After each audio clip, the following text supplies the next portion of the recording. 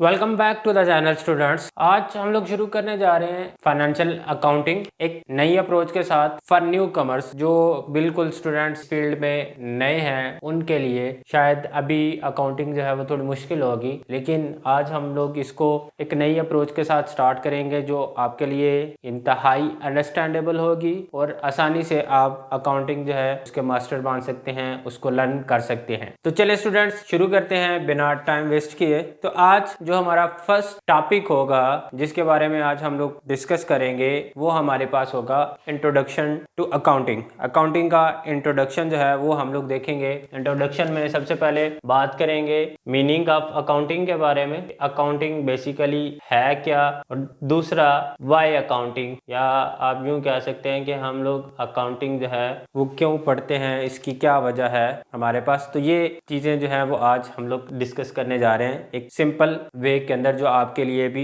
इंतहाई आसान होगा। तो students, you have heard about Starbucks corporation. It was started in Washington in 1971 by 3 partners. उनका आइडिया था, they were inspired by a dream of selling high quality coffee, और वो इस ड्रीम में सक्सेसफुल भी रहे, कामयाब भी रहे। उनकी कामयाबी की वजह आप या उनकी कामयाबी का अंदाजा आप इस चीज से लगा सकते हैं कि आज स्टारबक्स के दुनिया में 22,000 स्टोर्स काम कर रहे हैं इन 67 डिफरेंट कंट्रीज। अब उसकी वजह क्या थी कि वो इतने ज्यादा सक्सेसफुल क्यों थे? Because they understood what is accounting. वो अकाउंटिंग को जानते थे कि अकाउंटिंग क्या है। अकाउंटिंग जो है वो आप कह लें कि कारोबार की एक लैंग्वेज है। लैंग्वेज अब जिस तरह से उर्दू हमारे पास एक लैंग्वेज है, हिंदी हमारे पास एक लैंग्वेज है, इंग्लिश हमारे पास लैंग्वेज है जिससे हम लोग कम्युनिकेट कर रहे हैं। तो बिजनेस जो है उसकी भी एक लैंग्वेज है, दैट इज अकाउंटिंग, जिसके जरिए से आप इंटरेक्ट कर रहे होते हैं विद डिफरेंट पीपल्स। तो अब स्टारबक्स की कामयाबी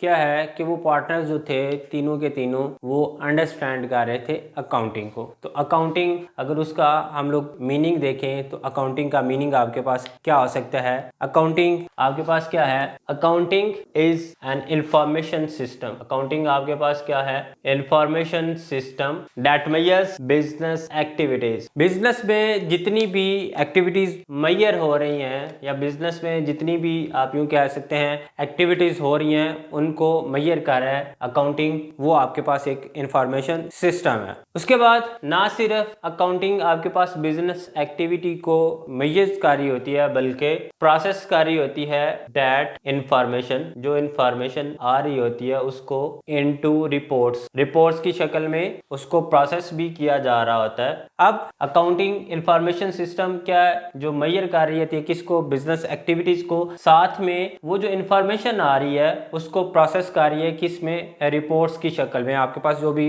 रॉ डाटा आ रहा है, रॉ डाटा को कन्वर्ट कर रहा है रिपोर्ट की फॉर्म में, जो सबके लिए जो है वो अंडरस्टैंडेबल होती है। उसके बाद रिपोर्ट तो बन गई, एंड और क्या करती है? कम्युनिकेट करती है the results to decision makers. जितने भी डिसीजन मेकर्स है, अब डिसीजन मेकर जिसने भी अभी आप स्टारबक्स की हम लोग बात कर रहे थे, तो स्टारबक्स में डिसीजन मेकर कौन है? वो 3 पार्टनर्स जो स्टारबक्स को आइडिया को लेके आ रहे थे, जो स्टारबक्स का आइडिया लेके आए वो। तो अब कलेक्टिवली अगर हम लोग देखें तो अकाउंटिंग आपके पास क्या है? इंफॉर्मेशन सिस्टम है। क्या कर रहा है वो इंफॉर्मेशन सिस्टम? बिजनेस एक्टिविटीज को मेजर कर रहा है। उस इंफॉर्मेशन को देन प्रोसेस कर रहा है किसकी शक्ल में? रिपोर्ट्स की शक्ल में। एंड देन वो रिपोर्ट कम्युनिकेट कर रहा है किसको? डिसीजन मेकर को, उन लोगों को जिन लोगों ने डिसीजन लेने होते हैं, बिजनेस को चलाना होता है। तो ये तो हम लोगों ने देख लिया जी अकाउंटिंग का मतलब क्या हो गया, उसका मीनिंग क्या हो गया। अब इसकी थोड़ी सी कैरेक्टरिस्टिक्स की बात करते हैं। अकाउंटिंग की कैरेक्टरिस्टिक्स आपके पास क्या है? अब इसमें सबसे पहली चीज अकाउंटिंग के अंदर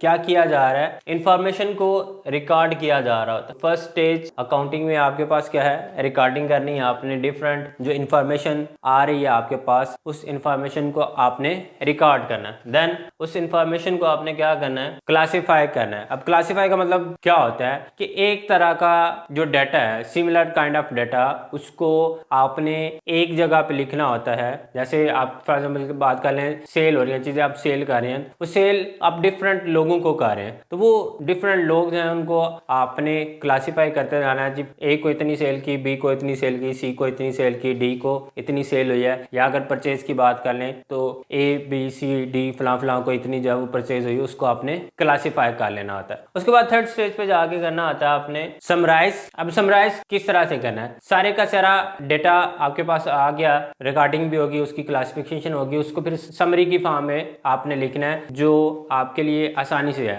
फॉर एग्जाम्पल अगर आपको एक रिपोर्ट पढ़नी है, वो 5, 6, 8, 10 पेजेस की है, तो उसको पढ़ते हुए आपको टाइम लगेगा। उसको आप अगर कन्वर्ट करके 1-2 पेजेस की फॉर्म में या 1 पेज की फॉर्म में लिख सकते हैं उसका मेन आइडिया, तो वो आपके पास क्या है, समराइज फॉर्म है, उसको पढ़ के अंडरस्टैंड करके आप लिख सकते हैं। या फिर आप अगर इधर की बात करें तो अकाउंटिंग आपने 5, 6, 7, 8, 10 समूह पे लिखा हुआ है, इसको इतनी सेल की फलां डेट पे इतनी सेल की है, तो एट द एंड जाके आप कह सकते हैं कि एक महीने के अंदर या एक साल के अंदर आपकी इतनी सेल हुई है, वो समराइज फॉर्म में आप लिख देते हैं, इजीली अंडरस्टैंडेबल है। उसके बाद चौथे नंबर पे वो जो इंफॉर्मेशन आपके पास आई समरी की फॉर्म में, उसको आपने क्या करना है, एनालाइज करना है, या आप यूँ कह सकते हैं उसको आपने इंटरप्रेट करना है, उसकी इंटरप्रिटेशन करनी है, उसको देखना है फायदे में जा रहे हैं नुकसान में जा रहे हैं। क्योंकि अकाउंटिंग की अगर ऑब्जेक्टिव की बात करें तो वो क्या है, आपने करेक्ट जो आपके पास चीजें आ रही हैं या करेक्ट फिगर जो है वो आपको चाहिए होते हैं कि साल के आखिर पे आपको फायदा हो रहा है या फिर आप नुकसान में जा रहे हैं। तो उसके लिए फिर आपने जो चीजें